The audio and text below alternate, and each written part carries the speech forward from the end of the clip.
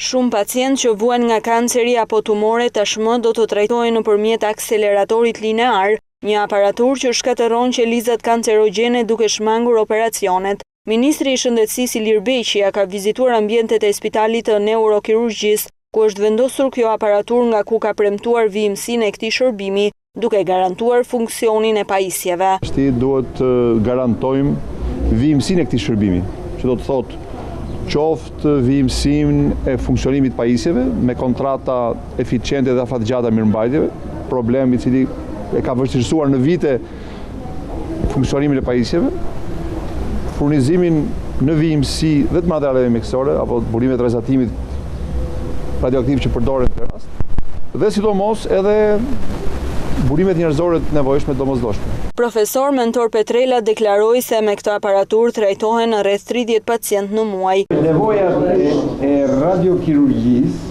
të marrë të gjitha për gjithë, mund të shkojnë rreth 30 në muaj.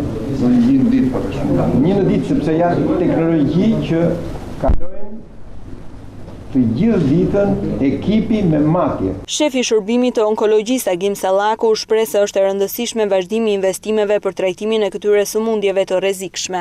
E rëndësishme është që po bëhet një investim shumë madhor për përmirësimin e strukturave të radioterapisë dhe në brenda këtij viti fillojnë ndërtimin e një strukture komplekse mjaft moderne radioterapie me 2 akselerator linear të tjerë.